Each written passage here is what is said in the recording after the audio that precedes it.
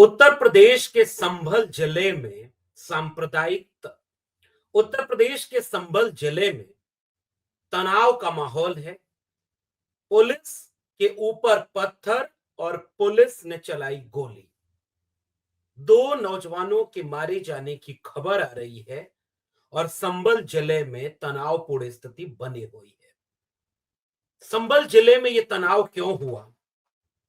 इसका मंदिर मस्जिद की लड़ाई का बुनियाद क्या है, या वहां जो उपचुनाव में धांधली हुई है उस धांधली को छिपाने के लिए यह सब कुछ किया जा रहा है? इसको लेकर के बहस तेज हो चुकी है और यह सवाल पूछा जा रहा है कि यह जो हो रहा है उसके पीछे क्या उपचुनाव की धांधली को छिपाया जाना सबसे बड़ा मुद्दा है? जिनके अंगुली में निशान नहीं है उन्होंने भी वोट डाल लिए।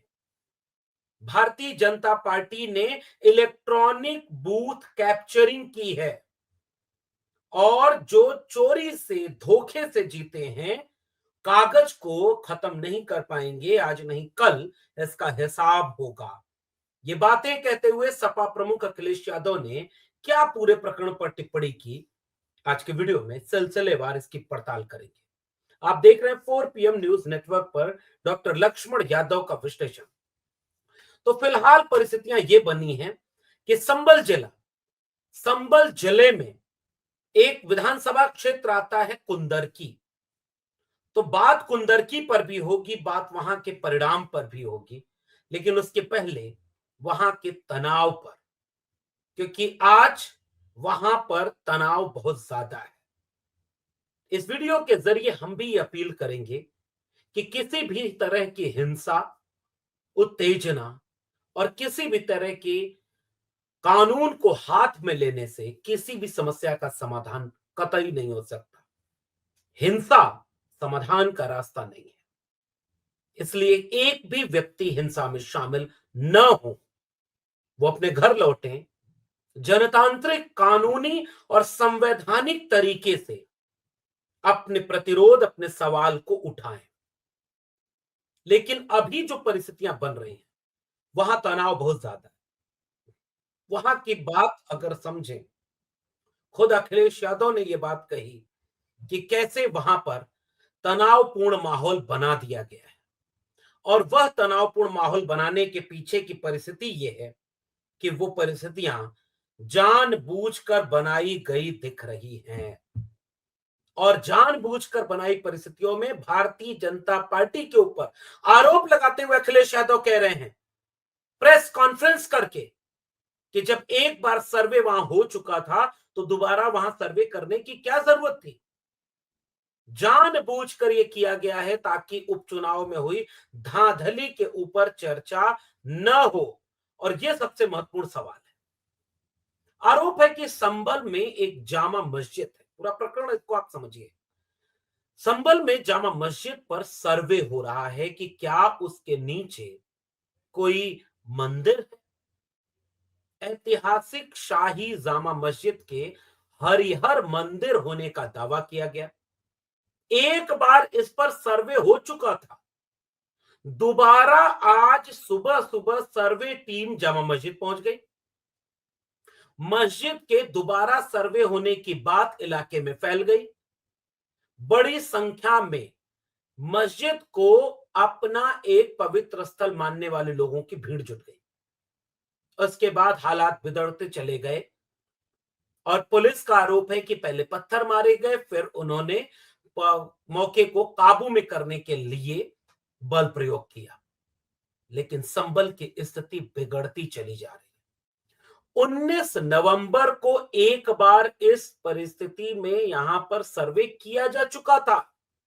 19 नवंबर को पहला सर्वे हो चुका था और जामा मस्जिद बनाम हरिहर मंदिर, इस विवाद की अगली सुनवाई 29 नवंबर है, जिसकी प्राथमिक रिपोर्ट 29 नवंबर को कोर्ट में पेश करनी है। और जिला में यह सब कुछ हो रहा है, जिला न्यायालय यह कर रहा है। मस्जिद के चारों ओर बैरिकेड लगाया, पुलिस ने मामले को सील किया, लेकिन आग में कई तरह की चीजें जलती हुई दिख रही है। तनाव बढ़ता हुआ दिखा, लोगों के मारे जाने की खबरें अब आने लगी हैं। पुलिस गोली चला रही है, सामने एकदम सामने चला रही है। पुलिस के महानिदेशक डीजीपी उत्तर प्रदेश के बोल रहे हैं कि कोर्ट के आदेश पर संभल में सर्वे कराया जा रहा है। कुछ असामाजिक तत्वों ने पथराव किया है। पुलिस और वरिष्ठ अधिकारी मौके पर मौजूद हैं, स्थिति नियंत्रण में है। पुलिस पथराव करने वालों की पहचान करेगी और उचित कानूनी कार्रवाई करेगी। डीजीपी प्रशांत कुमार ने यह बयान दिया। और यह हो क्यों रहा है? वहां के सांसद जियाउर रहमान बर्क कह रहे हैं कि जामा मस्जिद पर वाद दायर करने वाले याचिकाकर्ताओं को शरारती तत्व कहा था, जिस पर महंत ने पलटवार करते हुए कहा कि धार्मिक भावनाओं को भड़काया जा रहा है। और इस तरह से पूरे के पूरे मामले में बहुत तेजी से तनाव फैलता चला जा रहा है। और आज की तारीख में उसी संबल में आग लगी हुई है। मैं फिर से कह रहा हूं कि आग, हिंसा किसी भी समस्या का समाधान नहीं है। भारत के संविधान के जरिए ही किसी समस्या का समाधान निकाला जा सकता है। लेकिन अब एक सवाल आपसे पूछना चाहता हूं, क्या वर्तमान में इस देश का सबसे जरूरी मुद्दा यही बचा है कि किस मस्जिद के नीचे मंदिर है? कि जामा मस्जिद शाही है, उसके नीचे हरिहर मंदिर है, और यह बात कोई कोर्ट में लेके चला जाए, जिला न्यायालय उस पर यह कह दे कि सर्वे कराओ? न्यायालय के लोगों को यह नहीं पता कि ये किस तरह से भावनात्मक विषय है जो एक समय में उत्तेजक होकर के किसी और रूप में जा सकता है? क्या सबसे जरूरी मुद्दा कोर्ट की सुनवाई का यही? अब कोर्ट में कोई मुकदमा देश की रोजमर्रा जिंदगी से जुड़ा हुआ बचा ही नहीं है कि मंदिर मस्जिद वाले झगड़ों पर कोर्ट फैसला सुनाए। सबसे जरूरी प्राथमिकता वही है। उत्तर प्रदेश में 69,000 शिक्षक भर्ती का घोटाला हुआ। हाई कोर्ट ने रद्द कर दिया, कोर्ट पहुंच गए लोग सुप्रीम कोर्ट। कोर्ट का कोर्ट खेल चल रहा है, और जिनको नौकरी 5 साल पहले हो जानी चाहिए, आज भी वो अपनी नौकरी के लिए भटक रहे हैं, आंदोलन कर रहे हैं, उनको कोई न्याय नहीं मिल रहा है। कोर्ट को इसमें कोई जल्दी नहीं है। लाखों केस पेंडिंग है आज की तारीख में। अगर पूरे देश में जिला न्यायालय, हाई कोर्ट और सुप्रीम कोर्ट को मिला ले तो कई करोड़ केस पेंडिंग है, और जिनसे लोगों की जिंदगी का वास्ता है, रोजमर्रा की जिंदगी जुड़ी हुई है। लेकिन उनकी बजाय मंदिर मस्जिद के फैसले इतना जल्दी, और भी कोर्ट में जिला न्यायालय का फैसला, फिर तुरंत चली जाए गई टीम सर्वे करने। एक बार सर्वे हो चुका है, फिर आज सुबह जाने अखिलेश यादव ने यही सवाल पूछा कि जब एक बार सर्वे किया जा चुका था तो दोबारा सर्वे करने की जरूरत क्या थी? यह केवल और केवल विवाद को, तनाव को पैदा करने के लिए किया जा रहा है, और यह दुर्भाग्यपूर्ण है। केवल धर्म के नाम पर पूरे देश में आग लगाने का काम कौन कर रहा है? ये कौन है जिसको लगता है कि इस देश का आज की तारीख में सबसे जरूरी मुद्दा अब यही बचा है कि कहां किस मंदिर मस्जिद के नीचे मंदिर है? रोज मंदिर बनाम मस्जिद की लड़ाई। जो पत्थर मार रहे हैं, जो मारे जाएंगे, जो दंगे हुए आज तक हुए और आगे भी होंगे, उनमें कौन मारा जाएगा? गरीब, कमजोर, मजलूम मारा जाएगा। किसी नेता का बच्चा नहीं मारा जाएगा, किसी अमीर का बच्चा नहीं मारा जाएगा। और आप पूरे टाइम केवल हिंदू मुसलमान करके इस देश के जरूरी मुद्दों से ध्यान भटका लो। जैसे समाजवादी पार्टी के प्रमुख ने आरोप लगाया कि कुंदरकी वहां की जो विधानसभा है, उसमें जो धांधली हुई, इलेक्ट्रॉनिक बूथ कैप्चरिंग हुई, लूट लिया गया। वो लोकतंत्र का सबसे बुनियादी उसूल है वोट डालना, और अगर कोई वोट ही न डाल पाए, जिसकी उंगली पर स्याही नहीं है उसका भी वोट डाला जा चुका है। कुंदरकी का इलेक्शन कमीशन का यह आंकड़ा देखिए। बाई इलेक्शन हुआ कुंदरकी में, और इस बाई इलेक्शन में रामवीर सिंह भारतीय जनता पार्टी की तरफ से 1,70,371 वोट पाकर चुनाव जीतते हैं, 1,44,791 वोटों से। और मोहम्मद रिजवान 25,588 वोट पाते। आजाद समाज पार्टी के चांद बाबू 14,000 वोट पाते। यह सबसे दिलचस्प चीज है, और इसको लेकर के पूरे समय में यह सोचा जा रहा है कि कहां से ये इतना कम समय में इतना कम लोगों का परिणाम मिला। आप कल्पना करिए, जिस इलाके में 64% आबादी मुसलमान हो, भारतीय जनता पार्टी ने इस बात को यह प्रचारित किया है कि 64% जहां मुसलमान हो, पिछड़े हैं, दलित हैं, इन सब के पिछड़े, दलित और मुसलमानों की आबादी मिला लें तो 80-85% पहुंच जाएगी। रामवीर सिंह को वहां पर वोट मिल गया और वो कितना, 1,44,000 वोटों से जीत गए। 1,44,000 वोट से, और सपा के कैंडिडेट को केवल 25,000 वोट मिल रहा है। संभव है क्या? इसका मतलब मुसलमानों ने बड़ी तादाद में बीजेपी को वोट दे दिया। मुसलमानों ने टोपी पहन ली थी ना बीजेपी के कैंडिडेट ने, रामवीर सिंह ने। भारतीय भाजपा का कोई टोपी नहीं पहनता। प्रधानमंत्री का आपने देखा होगा कि टोपी कोई पहनाने जा रहा, उसको प्रधानमंत्री ने झटक दिया, नहीं पहनेंगे। हालांकि विदेशों में जाकर शेखों से गले मिलते हैं, पूरा बाहें भर के गले मिलते हैं, बगल में बैठ करके खूब बहुत प्रेम से वो चिपक के बात करते हैं। कपड़ों से नहीं पहचानते प्रधानमंत्री। अमीर होना चाहिए मुसलमान, लेकिन देश में कपड़ों से पहचानने का बयान देते हैं। मुख्यमंत्री योगी आदित्यनाथ को कभी आपने टोपी पहने देखा? लेकिन भाजपा के कुंदरकी के प्रत्याशी रामवीर सिंह, जो अब जीत चुके हैं, विधायक हैं, वो टोपी पहन करके वोट मांगे। और भारतीय जनता पार्टी अब ये प्रचार कर रही है कि चूंकि उन्होंने बहुत विकास किया मुसलमानों का, इसलिए कुंदरकी के मुसलमानों ने बीजेपी को वोट दिया। 1,70,000, 1,44,000 वोट से बीजेपी जीत गई, जहां मुसलमानों की आबादी 64% है।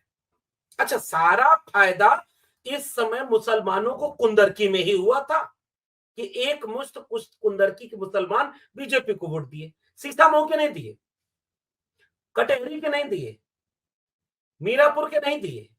बाकी जगह पे मार्जिन क्यों इतना कम है? अगर बीजेपी ने शिक्षा इतना दी, रोजगार इतना दे दिया है कि न हिंदू न मुसलमान, कोई भी नौजवान अब बेरोजगार बचा ही नहीं।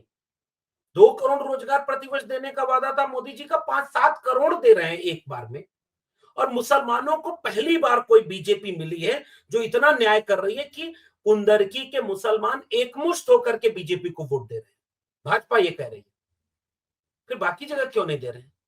और बाकी जगह पे वोट का अंतर इतना कम क्यों है? सीतामऊ में कितने वोट मिले बीजेपी को? मीरापुर में कितने मिले? कटेहरी में कितने मिले? खैर में कितने मिले?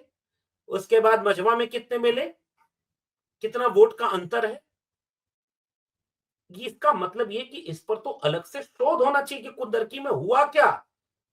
कुंदरकी में इस तरह से इसको इलेक्शन कमीशन को अलग से शोध करना चाहिए कि ये क्या नया चमत्कार हुआ।